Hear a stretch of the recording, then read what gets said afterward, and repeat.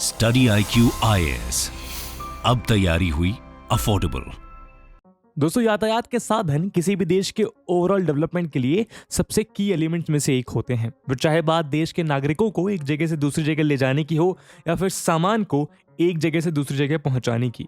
बिना सूटेबल और robust transportation methods के किसी भी देश की आर्थिक और सामाजिक व्यवस्था को चला पाना लगभग नामुमकिन है। वैसे तो आज हमारे देश में रोड्स का एक विशाल नेटवर्क मौजूद है जो एक्सप्रेसवेज और इंडस्ट्रियल कॉरिडोर से भरा हुआ है और लगातार बढ़ता भी जा रहा है। लेकिन जब बात लंबे, आरामदायक और सस्ते यातायात की हो तो ट्रेन से सफर करना हमारी पहली प्राथमिकता होती है। दोस्तों, आज इंडियन रेलवे देश का सबसे fast and cheap means of transport है। ये मीन्स ऑफ ट्रांसपोर्ट न सिर्फ देश की सभी ट्रैवल रिलेटेड रिक्वायरमेंट्स को फुलफिल करती है, बल्कि साथ ही ये संपूर्ण देश को एक सूत्र में बांधने का काम भी करती है। यहाँ तक कि देश के इंटीग्रेशन में भी भारतीय रेलवेज का अहम योगदान रहा था। तब आजादी की लड़ाई के दौरान किसी एक विचार या किसी एक सोच को देश के एक कोने से दूसरे कोने तक ले जाने में भी भारतीय रेलवे ने अहम भूमिका निभाई थी। प्री इंडिपेंडेंस एरा की तरह पोस्ट इंडिपेंडेंस एरा में भी ट्रेन और उनकी यात्रियों ने देश को एक सूत्र में बांधने का काम किया है, जहां इन ट्रेन्स ने देश के कोने कोने तक पहुंचकर अलग अलग संस्कृति और परंपराओं के लोगों को एक दूसरे के साथ रूबरू करवाया है। अगर आपको हिंदुस्तान जैसे विविध देश की असली खूबसूरती का अंदाजा लगाना है तो आपको भी एक बार ट्रेन का सफर जरूर करना चाहिए। भले ही इस यात्रा के दौरान ट्रेन की छोटी सी खिड़की से जो दृश्य आपको नजर आएंगे वो देश की विशाल सौंदर्य का निमित्त मात्र होंगे, लेकिन फिर भी सफर की नदियां, झरने, जंगल, पहाड़ और हरे भरे मैदान आपका मन मोह लेंगे। दोस्तों, आज इंडियन रेलवे प्रतिदिन लाखों लोगों को अपनी मंजिल तक पहुंचाने का काम करती है।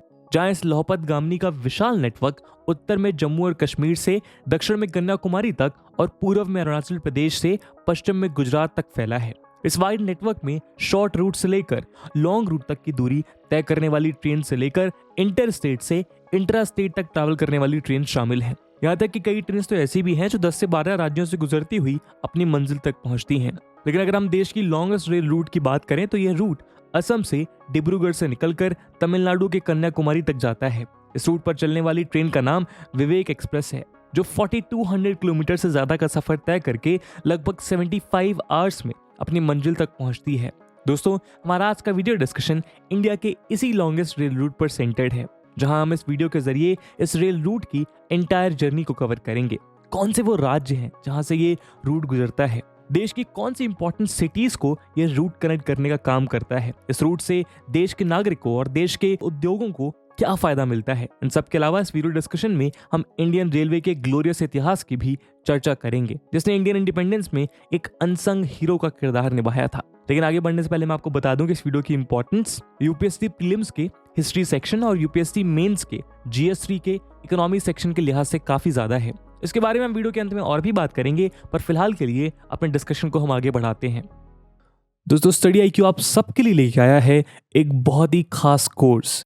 Study IQ UPSC pre plus mains के लिए एक फुली लाइव कोर्स लॉन्च करने जा रहा है।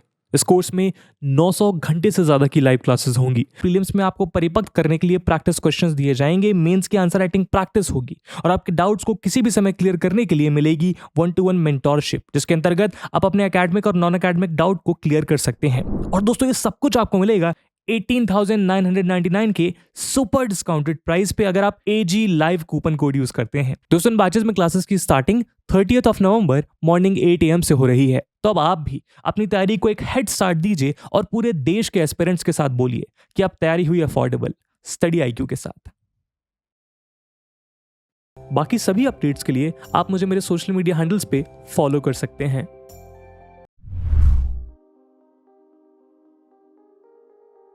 दोस्तों, इंडियन रेलवेज का ग्लोरियस इतिहास दशकों पुराना रहा है। करीब 170 वर्षों पहले शुरू हुआ इंडियन रेलवे का सफर उस मुकाम पर पहुंच चुका है जहां दुनिया इसकी सफलता को सलाम करती है। 16 अप्रैल 1853 वो हिस्टोरिकल डे था जब इंडियन रेलवे की first train Bombay Boribunder railway station से थाने के बीच चली थी। बोरीबंदर रेलवे से थाने के बीच चली इस ट्रेन ने 34 किलोमीटर का सफर तय किया था। दोस्तों, बोरीबंदर रेलवे स्टेशन देश का पहला रेलवे स्टेशन था। हालांकि आजादी के पहले और आजादी के बाद इस स्टेशन का नाम कई बार बदला गया। कुछ साल पहले तक इसे वीटी यानी विक्टोरिया टर्मिनस कहा जाता था। वहीं अब इस स्टेशन को छत्रपति शिवाजी महाराज टर्मिनस के नाम से जाना जाता है। बोरीबंदर से थाने के बीच 16 अप्रैल 1853 को चली उस ट्रेन को 3 इंजन्स ने चलाया था। इन इंजन्स का नाम था साहिब, सिंध और सुल्तान। ये तीनों ही स्टीम इंजन थे जिन्होंने 14 डिब्बों की उस ट्रेन को अपनी मंजिल तक पहुंचाने का काम किया था। इन इंजन्स को ब्रिटेन से मंगवाया गया था। इंडिया की ये पहली ट्रेन दोपहर 3:30 में बोरीबंदर से रवाना हुई थी और 4:45 में थाने पहुंची थी। वहीं एक रोचक तथ्य ये भी है कि देश की उस पहली ट्रेन में करीब 400 लोगों ने सफर तय किया था। यानी अपनी शुरुआत से ही हिंदुस्तान और हिंदुस्तानियों के लिए रेल का सफर भरोसेमंद रहा है। यही वजह है कि तब से लेकर अब तक इंडियन रेलवे सिस्टम ने जो विश्वास और कामयाबी की रफ्तार पकड़ी है वो कभी धीमी नहीं हुई। आलम यह है कि मौजूदा वक्त में प्रतिदिन करीब 2.5 करोड़ पैसेंजर इंडियन रेलवे से ट्रैवल करते हैं। आज देश भर में करीब 7500 रेलवे स्टेशन मौजूद हैं जो संपूर्ण भारत को मोतियों की एक माला की तरह एक सूत्र में पिरो देते हैं। अगर हम इंडिया में फैले रेल नेटवर्क की बात करें तो 70,000 किलोमीटर के साथ इंडियन रेलवे नेटवर्क दुनिया का चौथा सबसे बड़ा रेलवे नेटवर्क है। रेल नेटवर्क के मामले में अमेरिका वर्ल्ड में नंबर 1 पोजीशन पर है, जिसके पास 2,58,000 किलोमीटर से भी लंबा रेल नेटवर्क मौजूद है। इसलिए इसमें दूसरे नंबर पर चाइना है, इसका कुल रेल नेटवर्क 1,50,000 किलोमीटर लंबा है। वहीं थर्ड पोजीशन रशिया के पास है, जिसका रेल नेटवर्क 85,600 किलोमीटर का है। दोस्तों, इंडियन रेलवे की शुरुआत भले ही 1853 में हुई हो, लेकिन इंडिया में स्टीम इंजन बनने का काम 1856 के बाद शुरू हुआ था। इसके बाद धीरे धीरे रेलवे ट्रैक बिछाए जाने लगे। शुरुआती दौर में नैरो गेज के ट्रैक बिछाए गए। इसे छोटी लाइन भी कहा जाता है। नैरो गेज में 2 पटरियों के बीच का डिस्टेंस 2 फीट 6 इंच यानी 762 mm और कुछ जगह पर 2 फीट यानी 610 mm होता था। मौजूदा वक्त में नैरो गेज की ऑलमोस्ट सभी लाइंस को ब्रॉड गेज में कन्वर्ट किया जा चुका है। नैरो गेज के बाद देश में मीटर गेज के ट्रैक भी बिछाए गए। मीटर गेज में 2 पटरियों के बीच का डिस्टेंस करीब 3 फीट 3 इंच यानी 1000 mm होता है। मौजूदा वक्त में नीलगिरी माउंटेन रेलवे ही मीटर गेज पर चलती है। इसके अलावा सभी मीटर गेज को ब्रॉड गेज में कन्वर्ट कर दिया गया है। मीटर गेज के बाद देश में ब्रॉड गेज की लाइन बिछाई गई। आजादी के काफी सालों बाद 1 मार्च 1969 को इंडिया की first superfast train broad gauge line पर दिल्ली से हावड़ा के बीच चलाई गई थी। ब्रॉड गेज को बड़ी लाइन भी कहा जाता है। आज देश में ज्यादातर ट्रेन इन्हीं ट्रैक्स पर चलते हैं। ब्रॉड गेज में 2 पटरियों के बीच का डिस्टेंस 5 फीट 6 इंच यानी 1676 mm होता है। इसके अलावा इंडिया में एक और गेज है जिसे स्टैंडर्ड गेज कहा जाता है। इस गेज में 2 पटरियों के बीच का डिस्टेंस करीब 4 फीट 8 इंच यानी 1435 mm होता है। इंडिया में स्टैंडर्ड गेज का यूज सिर्फ अर्बन रेल ट्रांजिट सिस्टम के लिए किया जाता है, यानी मेट्रो, मोनोरेल और ट्राम के लिए स्टैंडर्ड गेज का यूज होता है। दोस्तों, ब्रॉड गेज की ही देन है कि आज देश में कई ट्रेन ऐसी हैं जो लॉन्ग डिस्टेंस कवर करती हैं। आज इंडियन रेलवे सिस्टम में 11,000 से भी ज्यादा ट्रेन रन करती हैं। इनमें से डेक्कन ओडिसी और पैलेस ऑन व्हील्स जैसी कुछ ट्रेन्स अपनी लग्जरी के लिए जानी जाती हैं, तो वहीं शताब्दी और राजधानी जैसी कुछ ट्रेन्स अपनी रफ्तार के लिए। सिमिलरली इंडियन रेलवे नेटवर्क के कुछ रेल रूट अपने इंडस्ट्रियल इंपॉर्टेंस के लिए जाने जाते हैं, तो कुछ रेल रूट सोशल मोबिलिटी के लिए। लेकिन अब हम जिस रेल रूट की बात करने वाले हैं वो अपने इंडस्ट्रियल इंपॉर्टेंस, सोशल मोबिलिटी के साथ साथ लॉन्ग डिस्टेंस के लिए भी मशहूर है। तो आइए अब बात करते हैं इंडिया के लॉन्गेस्ट रेलवे रूट की और इसके बारे में विस्तार से जानते हैं। दोस्तों, जैसा कि हमने बताया, आज इंडिया का लॉन्गेस्ट रेल रूट डिब्रूगढ़ से कन्याकुमारी है। इस रूट को विवेक एक्सप्रेस नाम की ट्रेन कवर करती है और रूट देश के 8 स्टेट्स को कनेक्ट करने का काम करती है, जिसमें तमिलनाडु, केरला, आंध्र प्रदेश, उड़ीसा, बिहार, वेस्ट बंगाल और असम जैसे राज्य शामिल हैं। डिब्रूगढ़ से कन्याकुमारी के बीच ये ट्रेन इंपॉर्टेंट सिटीज को आपस में जोड़ने का काम करती है, जैसे तिनसुकिया, दीमापुर, गुवाहाटी, बोनगईगांव, अलीपुरद्वार, सिलीगुड़ी, किशनगंज, मालदा, रामपुरहट, पकूर, दुर्गापुर, असनसोल, खड़गपुर, बालासोर, कटक, भुवनेश्वर, क्रोधा, ब्रह्मापुर, श्रीकाकुलम, विजयनगरम, विशाखापट्टनम, समालकोट, राजामुंद्री, विजयवाड़ा, एलूरू, अंगोले, नेल्लोर, रेनीगुंटा, वेलोर, सेलम, इरोडे, कोयम्बतूर, पलक्कड़, थिसूर, अलुवा, एर्नाकुलम, कोटायाम, चेंगानूर, कोल्लाम, तिरुवनंतपुरम और नगरकोइल जैसे शहर शामिल हैं। जैसा कि आप जानते हैं, वेस्ट बंगाल, उड़ीसा और बिहार ईस्ट इंडिया के वो राज्य हैं जो अपनी इंडस्ट्रियल एक्टिविटीज के लिए जाने जाते हैं। ऐसे में इस रूट पर प्रतिदिन हजारों लोगों का आना जाना लगा रहता है। ये रेल रूट इन सभी लोगों की डेली एक्टिविटी को लाइव सपोर्टिंग डिवाइस की तरह रन करने का काम करती है। वैसे इस ट्रेन के बारे में एक और रोचक तथ्य ये भी है कि इसे स्वामी विवेकानंद के 150th बर्थ एनिवर्सरी के मौके पर शुरू किया गया था। रेल बजट 2011-12 के दौरान रेल मिनिस्टर रही ममता बनर्जी ने डिब्रूगढ़ से कन्याकुमारी के बीच विवेक एक्सप्रेस चलाने का ऐलान किया था। इन सब के अलावा इस ट्रेन के नाम एक और रिकॉर्ड भी दर्ज है। कोविड पैंडेमिक के दौरान मार्च 2020 में जब देश की रफ्तार थम गई थी और ट्रेन के पहिए भी रुक गए थे, तब विवेक एक्सप्रेस ही थी जिसकी सर्विसेज सबसे लास्ट में बंद करी गई थी।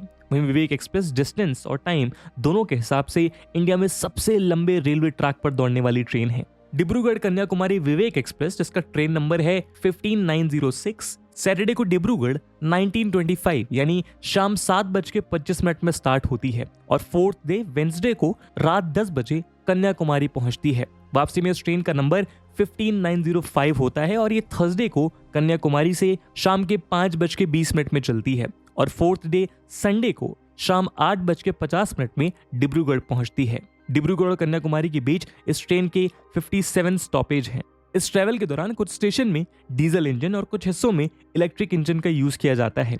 इस ट्रेन में 21 कार्स हैं, जिनमें 2nd और 3rd tier AC, sleeper class और अनरिजर्व्ड क्लास शामिल हैं। वहीं इस ट्रेन में पैंट्री कार भी अवेलेबल है। इस ट्रेन की होल्डिंग कैपेसिटी 1800 पैसेंजर्स की है, जो कि ऑलमोस्ट एक विलेज या टाउन के पॉपुलेशन के बराबर है। विवेक एक्सप्रेस बे ऑफ बंगाल के बंगाल में वेस्टर्न पेनिनसुला के किनारे चलती है। इस ट्रेन को नॉर्थ ईस्ट फ्रंटियर रेलवे यानी NFR ऑपरेट करती है। दोस्तों, इंडियन रेलवे ना सिर्फ हमें कंफर्टेबल जर्नी प्रोवाइड कराती है, बल्कि देश की इकोनॉमी में भी इसका इंपॉर्टेंट रोल है। देश में various goods and passenger transportation का main means of transport rail ही है। वहीं इंडियन रेलवेज को वर्ल्ड का लार्जेस्ट एम्प्लॉयर कहा जाता है, जिसके अंडर ऑलमोस्ट 40 लाख एम्प्लॉयज काम करते हैं। इंडियन रेलवेज वर्ल्ड में 4th रेल नेटवर्क होने के साथ साथ एशिया का 2nd लार्जेस्ट रेल नेटवर्क है। इसके अंडर कुछ ट्रेन ऐसी हैं जो एक सिटी से दूसरी सिटी के बीच चलती हैं, वहीं कुछ ट्रेन ऐसी भी हैं जो हिमालय से शुरू होकर इंडिया के दूसरे एंड तमिलनाडु से लैकेडिव सी में कन्याकुमारी तक की जर्नी पूरी करती हैं। इन्हीं रेल रूट में से 2nd longest route Vaishno Devi Katra to Kanyakumari है।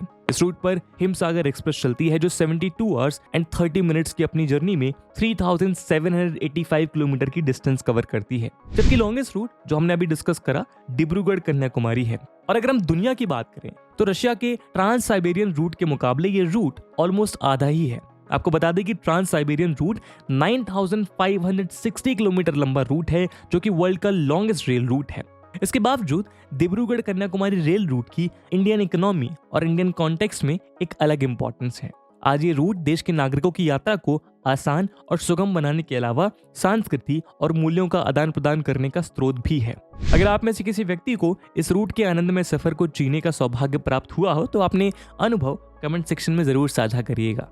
तो दोस्तों, ये थी कहानी विवेक एक्सप्रेस की। अगर आप और भी किसी सफर में चलना चाहते हैं तो कमेंट सेक्शन में जरूर बताइएगा उसके बारे में। और जैसे कि हमने वीडियो के पहले भाग में बताया कि इस वीडियो की इंपॉर्टेंस यूपीएससी प्रीलिम्स और मेंस के लिहाज से काफी ज्यादा है, तो उसी इंपॉर्टेंस को देखते हुए एक सवाल हम आपके लिए छोड़कर जा रहे हैं, जिसको आपको कमेंट सेक्शन में आंसर करना है। And the question is, Indian Railway played a significant role in exchanging thoughts, ideas and notions during the pre-independence era, which boosted the national movement.